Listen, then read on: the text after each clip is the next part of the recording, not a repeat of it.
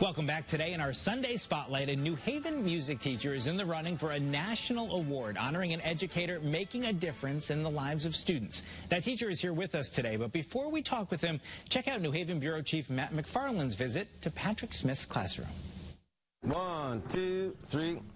The sounds coming from Patrick Smith's classroom blend into a smooth rhythm, forming a harmony and instilling a love of music. That's what you're looking for. Okay, that's what you're looking for. Okay, try again. That comes from the heart. If your heart is open, people will come in.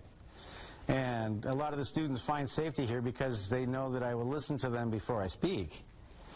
And I just don't cast a judgment upon them based upon either how they look or how they walk in or how they act. It's that connection to the kids in his classroom at New Haven's Cooperative Arts and Humanities High School. It's a really safe space, so everyone's welcome here. Along with a lasting contribution to the field of music education, along with a commitment to keeping it alive in schools, that finds Smith a semi-finalist for the Grammy's 2023 Music Educator Award. I'm astoundingly honored to be in the top 25.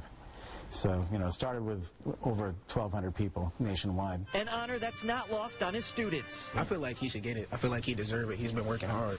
He makes me proud. Like, he's a good teacher. He's really a good teacher. But for some, like Liana Baez, he's not just a teacher. I see him as more than a teacher, more like a father figure to me, because he's very important to me, and I look up to him a lot. Before starting at Co-op 26 years ago, Smith had a long career touring all over the world as a professional musician. The first gig I ever played professionally was in Seattle in 1970, I want to say 1975 or 6. The Rolling Stones came through town, and they were hiring extra people to play on the sides. Now he gets his satisfaction by molding these future musicians. Can we just play the song? No. That'll be in the concert. This is called education right here. Okay, so do it again.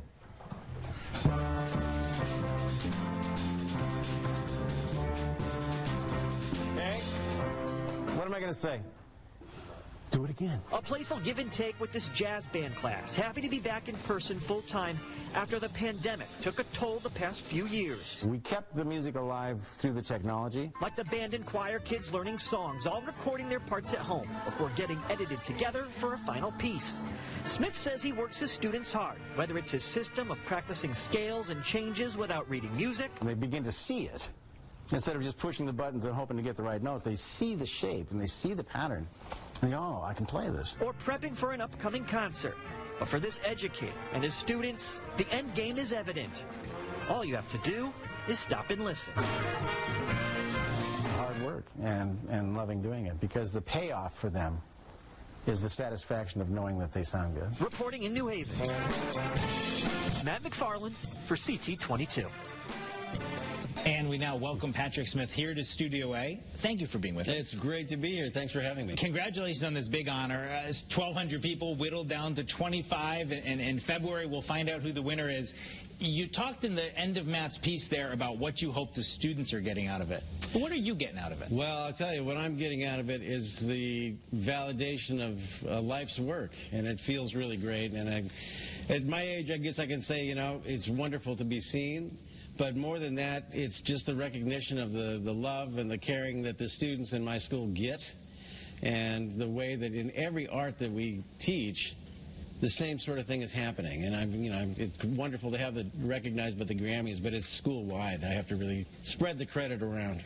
Your whole life, I was doing a little reading on you, music has been an important theme, especially in your childhood. You talked about the professional gigs starting in the 70s, but before that, I mean, music was something that got you through some tough times and some moving around and things like that. It really did. My mother was a pianist, and I kind of learned at her feet. I learned to play by ear, and I started my first little band when I was in 4th grade. We were called the Stanley Steamers, named after my teacher. And I went on from there, and through high school I played. I got into college, and I played, and I began playing professionally when I was 13 with an orchestra in Washington State, where I grew up. And when I moved out here to go to graduate school, I just began working out here, and I discovered that I loved teaching, and made my way into the teaching profession out of the performance profession so much. And I've been at Co-op now for 26 years. Working at a school in a city, I'm sure you have students who you can say, as much as music was important to me as a kid, it's important to this kid right now. Do you feel that connection? I mean, one of the the young students in there said she feels like you're a father figure. Yeah. Do you feel that connection? Absolutely. And, you know, it's easy to point at a student that has gone on to be successful in music, but I'd really like to look at the students who are not as passionate about music but have other passions in their lives. And the discipline of studying music the way that we do it gives them a set of skills that guides them successfully into other areas of their lives as well. And so it's wonderful working with all the kids. There was a lot in Matt's piece about it being an open, a safe space, a welcoming environment in your class. Is there more being taught there than just music? Absolutely. One of the things that I pride myself on and my co-teachers pride themselves on is the ability to wait and listen before we speak to the students, to find out where the students are coming from today, not where we think they ought to be.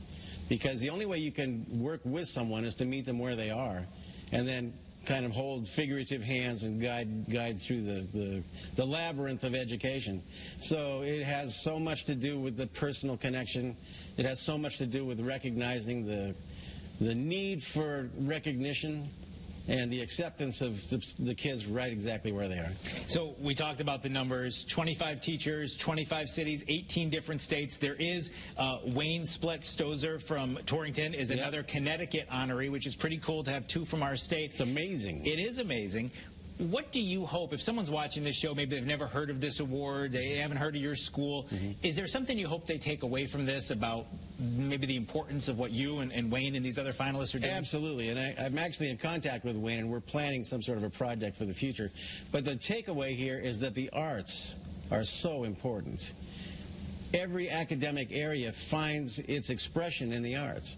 And when you find great sports players, great musicians, great politicians, great, television people who raise the bar to the level of art in what they are doing.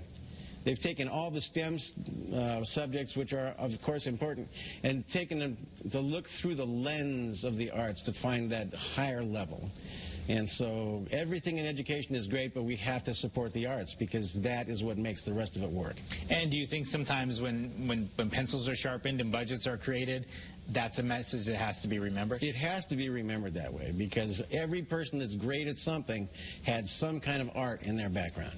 And it gives you an opportunity to let these students express maybe not that they're great at the saxophone or the keyboard, but that they're great at something. Exactly. And then through this process, they discover what they're great at.